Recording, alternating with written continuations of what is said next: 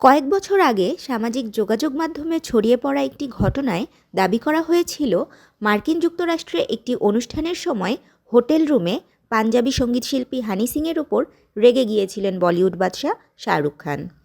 সেই সময় গুঞ্জন ছিল শাহরুখ খান এত জোরে চড় মারেন যে হানি সিং গুরুতর আহত হয়ে যান, এমনকি তার কপাল ফেটে রক্তক্ষরণ হয় এবং সে কারণেই তিনি সেদিন মঞ্চে পারফর্ম করতে পারেননি।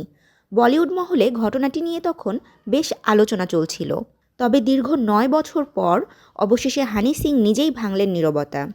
সম্প্রতি ওটিটিতে মুক্তি পাওয়া তার জীবনকাহিনী ভিত্তিক একটি তথ্যচিত্রে গায়ক এই বিতর্কিত ঘটনার আসল সত্য তুলে ধরেছেন।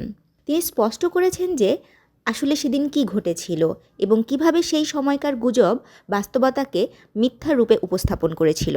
হানি সিং বলেন, বলিউড কিং খান কখনোই আমার গায়ে হাত তুলবেন না, উনি এমন মানুষই নন। আমাকে খুবই ভালোবাসেন বাদশাহ।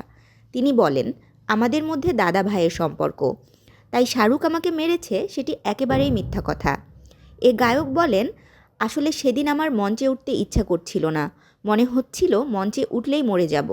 তাই প্রথমে হোটেলের রুমে ঢুকে মাথার সব চুল কেটে ফেললাম, তারপর নিজের মাথায় একটা কফি মগ ভাঙলাম, এতেই আহত হই।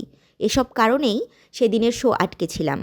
হানি সিংয়ের এই বক্তব্যকে সমর্থন করেছেন তার বোনও।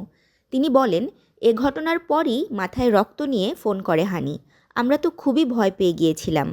এর নেপথ্যে শাহরুখ খানের কোনো দোষ নেই। তাশরিফা তৃষা, তরঙ্গ টিভি।